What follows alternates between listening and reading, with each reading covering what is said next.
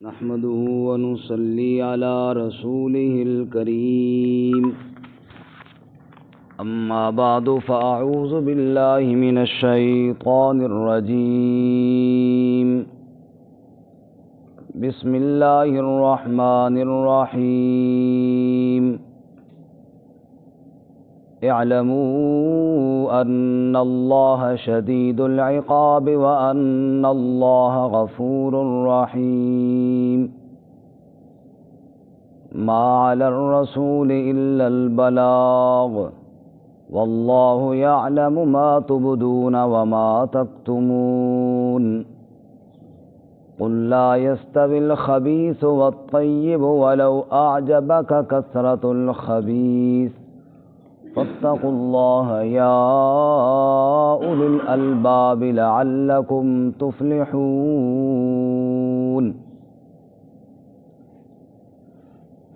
اعلموا جان لو تم ان اللہ شدید العقاب بے شک اللہ تعالی سخت عذاب دینے والا ہے وَأَنَّ اللَّهَ غَفُورٌ رَحِيمٌ اور بے شک اللہ تعالی بخشنے والا رحم کرنے والا ہے ما علی الرسول الا البلاغ نہیں ذمہ داری رسول صلی اللہ علیہ وسلم پر مگر صرف حکم پہنچا دینا واللہ یعلم ما تبدون وما تکتمون اور اللہ تعالی جانتا ہے جو تم ظاہر کرتے ہو اور جو تم چھپاتے ہو قل لا يستوي الخبيث والطيب آپ فرما دیجئے برابر نہیں ہے گندا اور پاکیزہ ولو اعجبك کثرت الخبیث اگرچہ آپ کو تعجب میں ڈال دے خبیث کی کثرت فاتقوا اللہ سو ڈرو اللہ تعالیٰ سے یا اولی الالباب اے عقل والو لعلکم تفلحون تاکہ تم فلاح پا جاؤ سبحان ربک رب العزت عما یصفون سلام علی المرسلین والحمد للہ رب العالمین اللہم صل علی محمد وعلی آل محمد كما صليت على إبراهيم وعلى آل إبراهيم إنك حميد مجيد اللهم بارك على محمد وعلى آل محمد كما باركت على إبراهيم وعلى آل إبراهيم إنك حميد مجيد معزز سامعین سورۃ المائدہ کا 13واں رکوع آیت نمبر 98، 99 اور 100 آپ کے سامنے تلاوت کی ہیں۔ رب العالمین ان آیات کے مطابق صحیح بیان کی توفیق عطا فرمائے آمین، اور ہمیں قرآن و سنت پر عمل کرنے کی توفیق عطا فرمائے آمین۔ اس سے قبل آپ حضرات نے سنا اللہ رب العزت نے ان چیزوں کا تذکرہ کیا جو اللہ تعالیٰ نے حرام کی ہیں، ممنوع قرار دیا ہے۔ ان میں بعض ایسی چیزیں تھیں کہ جو عقلاً اور نقلاً ہر لحاظ سے ممنوع تھیں، جیسے شراب، جیسا کہ جوا، جیسا کہ غیر اللہ کے نام پر دی جانے والی چیزیں، اسی طرح تیروں کے ساتھ تقسیم۔ بعض وہ چیزیں تھیں جو ویسے تو حلال تھیں، خاص مواقع پہ اللہ تعالیٰ نے حرام کی، جیسا کہ ہم نے پڑھا کہ حالت احرام میں شکار اللہ تعالیٰ نے حرام کیا ہے، خشکی کا شکار، حالانکہ عام دنوں میں وہ جائز تھا۔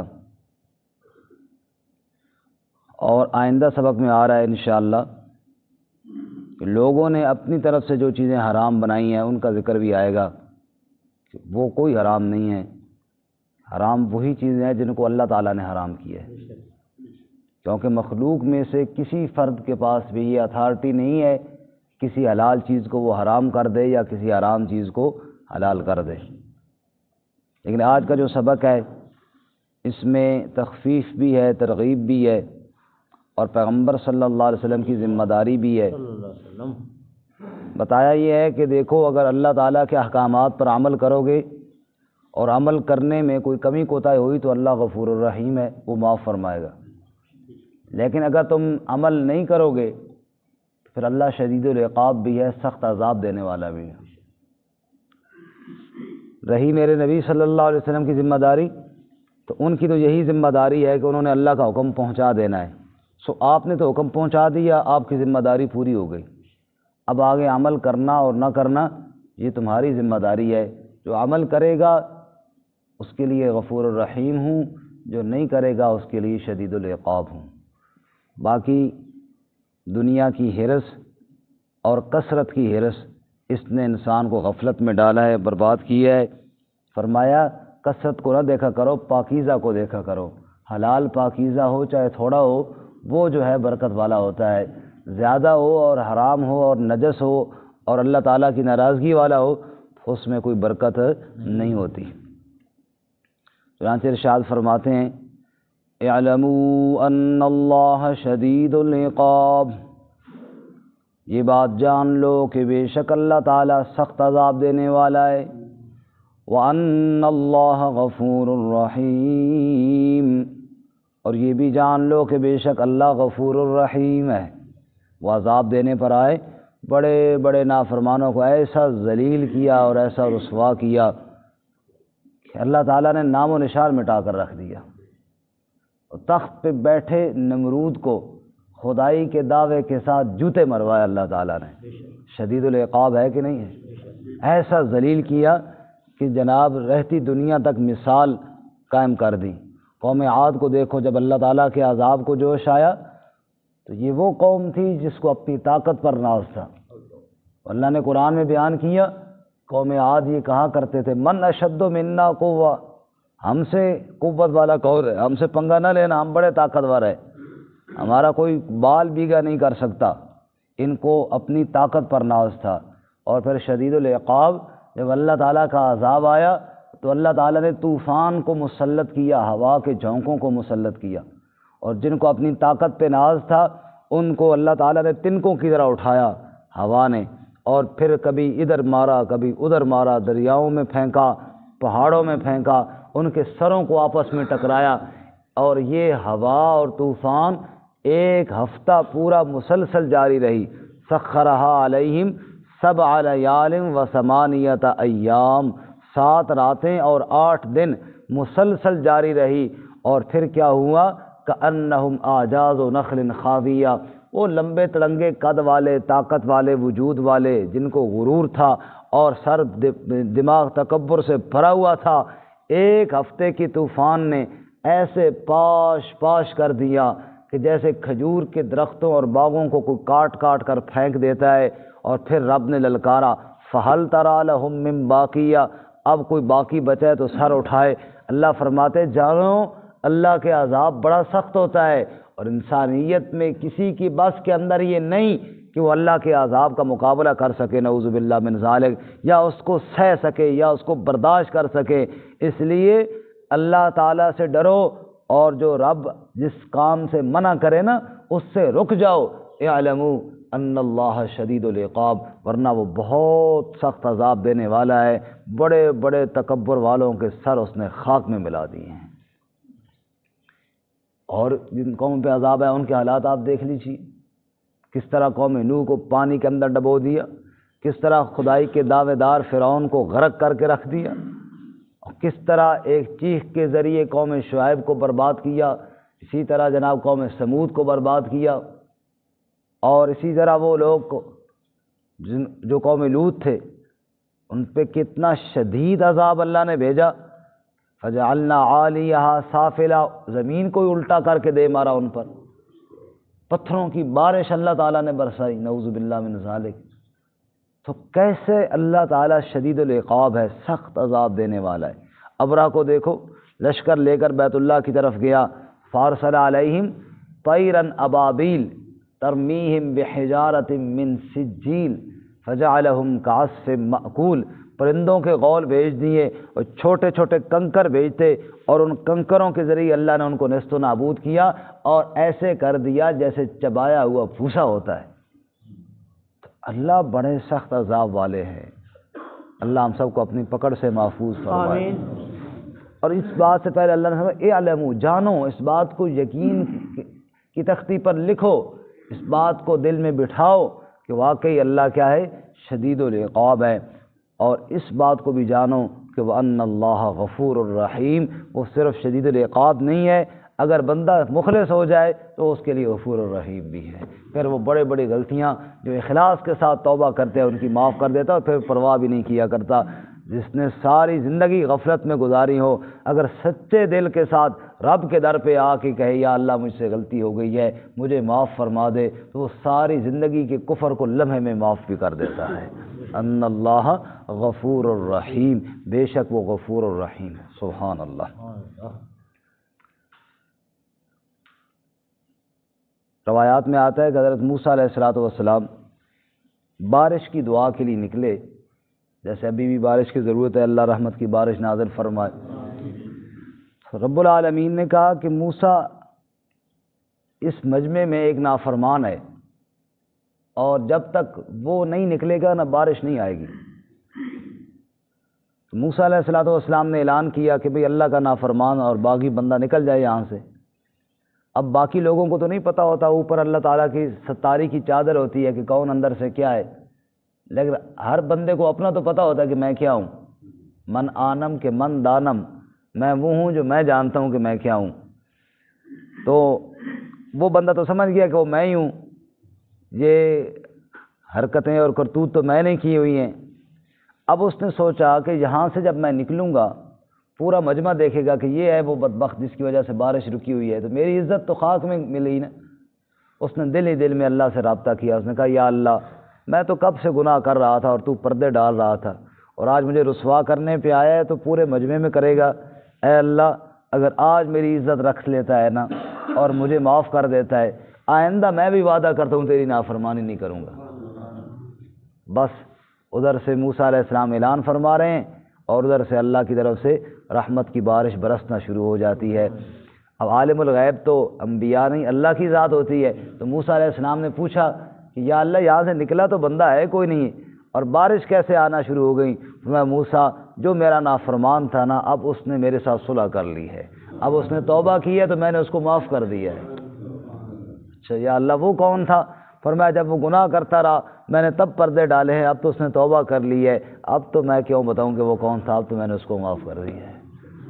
اللہ غفور الرحیم ہے، بڑا مہربان ہے، صرف وہ یہ دیکھتا ہے کہ دل میں بندہ کتنا مخلص ہو گیا، بس وہ ظاہر کو نہیں دیکھتا، اس کی نظر دل پر پڑتی ہے۔ اب اس نے کوئی لمبی چوڑی دعا نہیں کی، نہ اس نے ہاتھ اٹھائے، ہاتھ اٹھاتا تو پکڑا جاتا کہ یہی والا ہے، نہ اس نے کوئی آہو بکا کی، نہ اس نے کوئی اور صرف دل کی نیت بدلی ہے اور دل ہی دل میں رب کو پکارا ہے اور کہا یا اللہ بس تو مجھے معاف فرما دے۔ اللہ نے ادھر ہی معاف کر دیا اور ایسا معاف کیا کہ پتہ بھی چل گیا کہ واقعی اللہ نے نافرمان کو معاف کر دیا۔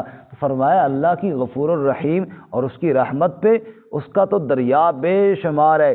شیخ عطار نے کہا بردر آمد بندہ بگریختہ، آب روئے خود باعثیاں ریختہ، مغفرت دارد امید از لطف تو، زیاں کے خود فرمودہ لا تقنطو۔ اے اللہ تیرے در پر وہ آیا ہے جو اب غلام بھاگ کے نا اپنے مالک کے قدموں میں پڑ جاتا ہے، پہلے بھاگ کر گیا تھا اور پھر ذلیل ہوا، پھر رسوا ہوا، پھر پلٹ کے آیا اور مالک کے قدموں میں پڑ گیا۔ یا اللہ اسی طرح میری مثال بھی ہے، تیرا بھاگا ہوا بندہ تیرے در پہ آ گیا ہے اور مغفرت دارد امید از لطف تو، زیاں کے خود فرمودہ لا تقنطو، اور کوئی سہارا نہیں صرف لا تقنطو کا سہارا لے کر آیا ہوں۔ تو نے خود کہا ہے نا قرآن میں لا تقنطو من رحمت اللہ، اے میرے بندو میری رحمت سے مایوس نہیں ہونا، بس صرف تیری رحمت کا سہارا لے کر تیرے در پر آیا ہوں۔ رحمت الطاف بے پایاں بود، نا امید از رحمتت شیطان بود۔ اے اللہ تیری رحمت کا دریا اس کا کوئی کنارہ نہیں، تیری رحمت سے نا امید تو ابلیس ہے، میں نا امید نہیں ہوں، گناہ بہت ہیں لیکن تیری رحمت کی امید لے کر آیا ہوں۔ شیخ سعدی نے کہا کریماں ببخشائے برحال ماں کہ ہستم اسیرے کمند ہوا نداریم غیر از تو فریاد رس تو ہی آسیا را خطا بخش و بس۔ اے کرم کرنے والے ہمارے حال پر بخشش فرما، ہمارے حال پر کرم فرما۔ میں خواہش کی پھائی کے اندر پھنس گیا ہوں لیکن تیرے در پہ آیا ہوں نگاہ، اور تیرے علاوہ نداریم غیر از تو فریاد رس، تیرے علاوہ کوئی فریاد کو پہنچنے والا نہیں ہے۔ تو ہی آسیا را خطا بخش و بس، گناہ گاروں کی خطاؤں کو تو ہی بخشنے والا ہے، تیرے علاوہ اور کوئی نہیں ہے۔ نگاہ دار مارا ز راہ خطا، خطا در گزارو ثوابم نما، اے اللہ خطا کے راستے سے تو ہی بچا اور تو ہی ہمیں سیدھا راستہ دکھا۔ فرمایا کہ یہ بھی بات بھی جان لو کہ اللہ کیا ہے جی؟ غفور الرحیم۔ اللہ کیا ہے بولو؟ غفور الرحیم۔ فرمایا جس طرح وہ شدید العقاب ہے اس طرح وہ غفور الرحیم بھی ہے، بڑے بڑے نافرمانوں کو معاف کر دیا کرتا ہے اور ایسی رحمت کی لپیٹ میں لپیٹتا ہے کہ ایک گناہ بھی پلے میں نہیں چھوڑتا۔ وہ واشی جیسے پہ رضی اللہ تعالیٰ عنہ کی مور لگا دیتا ہے، واشی جس نے نبی پاک کے چچا کو شہید کیا تھا، اور فرمایا وہ بھی صحابہ اکرام کی صف میں شامل ہوئے اور ان کے اوپر بھی جنت کا اطلاق ہوا، کیونکہ رحمت کائنات صلی اللہ علیہ وسلم کے پاس جو بھی آیا اور ایمان قبول کیا اور کفر کو چھوڑا، اللہ نے کہا رضی اللہ عنہم ورضوا عنہ، اللہ ان سے راضی ہو گیا۔ وَكُلًّا وَعَدَ اللَّهُ الْحُسْنَى، اللہ نے جنت کا وعدہ ان سے کر دیا۔ کتنا بڑا مہربان ہے، سبحان اللہ، سب کہو سبحان اللہ۔ اس کی رحمت کی کوئی مثال نہیں، اس کی رحمت کی کوئی انتہا نہیں ہے۔ تو فرمایا جان لو لوگو اعلموا ان اللہ شدید العقاب، وہ شدید العقاب بھی ہے، وہ سخت پکڑنے والا بھی ہے، اور یہ بھی جان لو کہ وان اللہ غفور الرحیم، وہ غفور الرحیم بھی ہے۔ دونوں طرف سے اس کی جو صفت ہے وہ کامل صفت ہے، سبحان اللہ سبحان اللہ۔ تو مشو مغرور از حلم خدا، دیر گیرد سخت گیرد مرتورا، فرمایا تو اللہ کے حلم اور رحمت سے مغرور نہ ہو، بس اتنی بات ذہن میں رکھ، کیونکہ دیر گیرد سخت گیرد، پکڑتا دیر سے ہے لیکن پھر جب پکڑتا ہے پھر سخت پکڑتا ہے، پھر سخت پکڑ سے کوئی چھڑا نہیں سکتا۔ فرمایا اعلموا ان اللہ شدید العقاب، بے شک اللہ تعالیٰ سخت عذاب دینے والا، اس بات کو جان لو اور یقین کر لو۔ وَأَنَّ اللَّهَ غَفُورٌ الرحیم، اور اس بات کو بھی جانو کہ وہ بخشنے والا رحم کرنے والا ہے۔ باقی رہی بات میرے پیغمبر صلی اللہ علیہ وسلم کی تو سنو، مَا عَلَى الرَّسُولِ إِلَّا الْبَلَاغُ، نبی پاک کی ذمہ داری تو صرف حکم پہنچا دینا ہے۔ جو حکم میں نے آپ کو دیا ہے آپ نے امت کو سنا دیا تو آپ کی ذمہ داری پوری ہو گئی ہے۔ واللہ یعلم ما تبدون وما تکتمون، نبی پاک تو حکم پہنچانے کے بعد فارغ ہو گئے، اب بندے تیرا معاملہ رب کے ساتھ ہے، اور اللہ تعالیٰ واللہ یعلم، وہ جانتا ہے، ما تبدون وما تکتمون، جو تم ظاہر کرتے ہو اس کو بھی جانتا ہے اور جو تم چھپاتے ہو اس کو بھی جانتا ہے۔ ظاہر میں کیسے بنے پھرتے ہو اس کو بھی کون جانتا ہے؟ اللہ۔ اور دل میں نیت اور ارادہ کیا رکھتے ہو اس کو بھی کون جانتا ہے؟ اور کسی کو پتہ ہو نہ ہو، لوگ سمجھیں بڑا نیک ہے، بڑا ہے، اندر کیا ہے اس کو اللہ جانتا ہے۔ اور لوگ کسی کو کے بارے میں پتہ نہیں کیا سے کیا کہتے رہیں، اس کا دل کا معاملہ رب کے ساتھ اگر صحیح ہو گیا تو اللہ جانتا ہے۔ اللہ کے علاوہ دلوں کے حالات جاننے والا کوئی نہیں ہے۔ انہ علیم بذات الصدور، سینے کے راز جاننے والا اللہ ہے، لہٰذا اللہ دن قیامت کے کہے گا حصل ما فی الصدور، سینوں کی باتوں کو باہر نکالو۔ آج پتہ چلے گا لوگوں نے جو دیکھا وہ تو ظاہر کو دیکھا نا، اندر کیا تھا وہ کون جانتا ہے؟ اس لیے فرمایا اندر میں یہ طلب پیدا کرو کہ ہمیں پاکیزہ چاہیے، حلال چاہیے، اللہ کی رضا والا چاہیے، زیادہ کو مت دیکھو۔ قُلْ لَا يَسْتَوِي الْخَبِيثُ وَالطَّيِّبُ، آپ کہہ دیجیے میرے پاک پیغمبر صلی اللہ علیہ وسلم، لا يَسْتَوِي الْخَبِيثُ وَالطَّيِّبُ، خبیث اور طیب، ناپاک اور پاک، حلال اور حرام، جائز اور ناجائز، یہ برابر نہیں ہو سکتا۔ وَلَوْ أَعْجَبَكَ كَثْرَةُ الْخَبِيثِ، اگرچہ تمہیں تعجب میں ڈالے، حیران کر دے خبیث کی کثرت، ناپاک کی کثرت ہی کیوں نہ ہو، حرام مال زیادہ ہی کیوں نہ ہو، بہت ڈھیروں کیوں نہ مل جاتا ہو، جیسے ابھی پیچھے ذکر ہوا نا، جوئے کے ذریعے مل جاتا ہو، حرام شراب کی کاروبار کے ذریعے پیسہ زیادہ کیوں نہ مل جاتا ہو، غیر اللہ کے نام پر، شرک کے نام پر دی جانے والی چیزیں کہیں زیادہ کیوں نہ ہو لوگوں نے پراپرٹیاں بنا لی ہوں. یہ شرک کے اڈوں پہ آپ دیکھتے نہیں ہیں کتنی کمائیاں ہیں. بندہ دیکھ کر حیران رہ جاتا ہے. وہ بوریوں اور چادروں کے اندر بھر کر نوٹ لے کر جاتے ہیں. کتنا ہی زیادہ کیوں نہ ہو. فَلَوْ أَعْجَبَكَ كَثْرَةُ الْخَبِيثِ. ایک طرف پھوک پھنگڑے ہوں اور دوسری طرف جناب ڈھیروں مال ہو, لیکن یہ حلال ہو اور وہ حرام ہو. اللہ کریم فرماتے ہیں حرام کی کثرت تمہیں دیکھ کر تعجب میں ڈالے پھر بھی اس کے قریب نہ جاؤ, تم اسی طرف جاؤ جو رزق اللہ نے تمہارے لیے حلال کیا ہے. پیٹ پہ پتھر باندھ دو لیکن حرام کی طرف نہ جاؤ. بھوکا سو جاؤ لیکن جس کام کو اللہ نے حرام کیا, جس پیسے ٹکے کو اللہ نے تمہارے لیے حرام کیے, ہاتھ بھی نہ لگاؤ اس کو. حرام سے اپنے آپ کو بچاؤ. بس اسی کے اندر تمہاری کامیابی. انسان تو زیادہ کی طرف جاتا ہے نا. سورۃ التکاثر میں کیا فرمایا؟ الہاکم التکاثر حتی زرتم المقابر. تمہیں غفلت میں ڈالا ہے کثرت نے یہاں تک کہ تم قبروں میں جا پڑو گے.